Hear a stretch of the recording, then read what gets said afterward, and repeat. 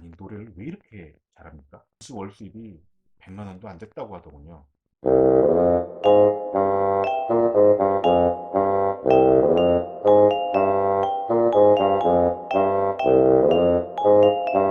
공연을 사랑하는 공인 여러분, 공수남 TV 오신 것을 환영합니다.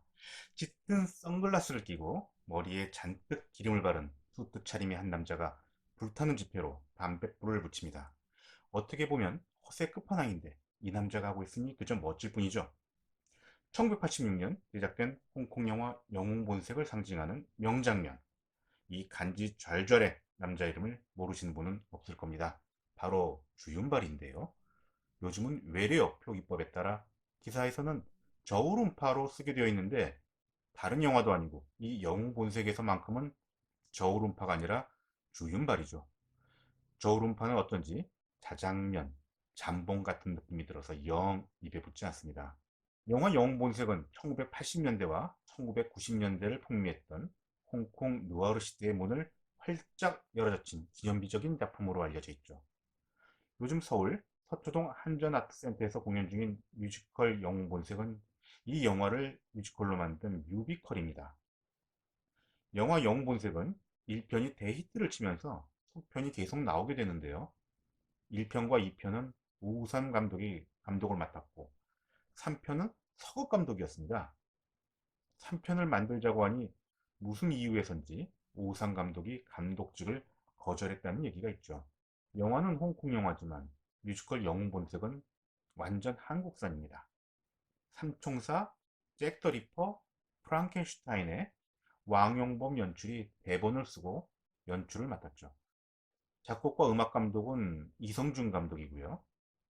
공연계에서는 왕용범, 이성준 이 두 사람을 황금 듀오라고 부르기도 하더군요. 왕용범 연출이 영화 영웅본색의 엄청난 팬이라는 소문도 있습니다.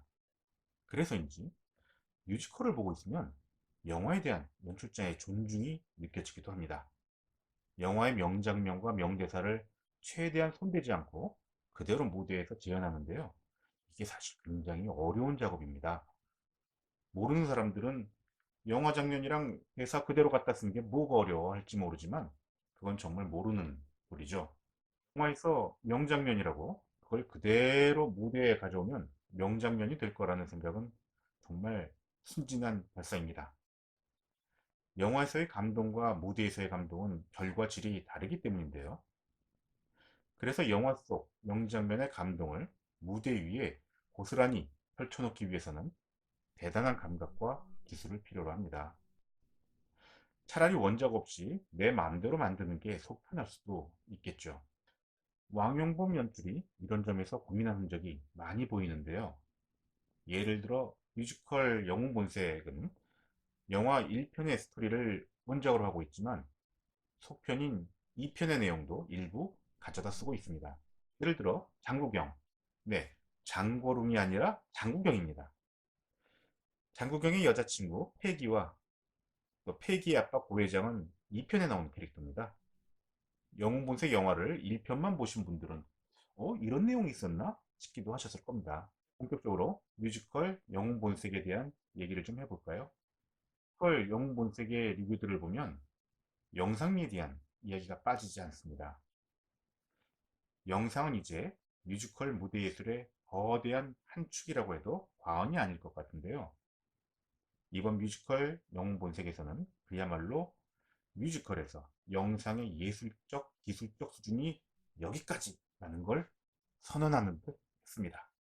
홍콩의 번잡한 시내라든지 멋진 홍콩의 야경 같은 풍경을 무대 전체에 구현해서 배우들이 정말 그 안에서 움직이는 것 같았습니다. 영상이 진 표현력이 정말 기가 막히더군요. 단순히 실제 현장을 그대로 재현해 놓은 것이 아니라는 얘기죠. 예를 들어 홍콩 빈민가의 다닥다닥한 아파트 앞에서 자호와 자걸 형제가 조우하는 장면이 있습니다. 두 사람이 아픈 대립이 등장하는 장면인데 밤하늘에서 폭우가 쏟아지죠.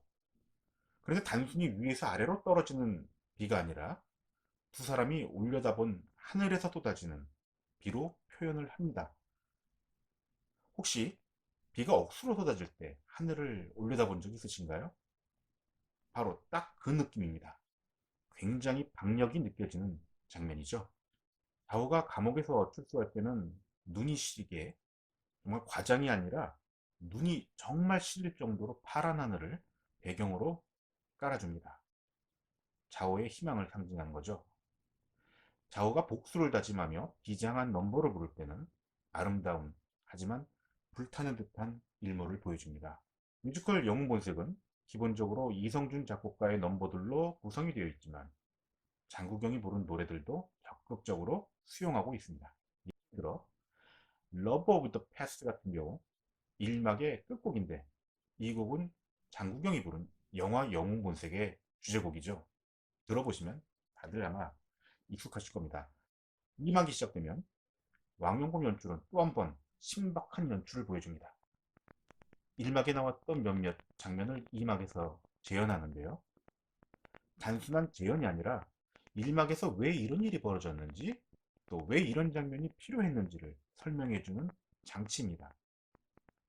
1막을 보면서 이건 뭐지? 했던 의문이 아하 하고 해결되는 부분이죠. 이런 신박한 연출은 영화에서는 간혹 볼 수 있었는데요. 뮤지컬에서는 아마 처음 시도되는 것이 아닌가 싶습니다. 이 뮤지컬의 긴장감이 더욱 고조되고 스토리의 개연성이 강화될 수 있었죠. 이제 수전 배우 얘기를 좀 해봐야겠는데요.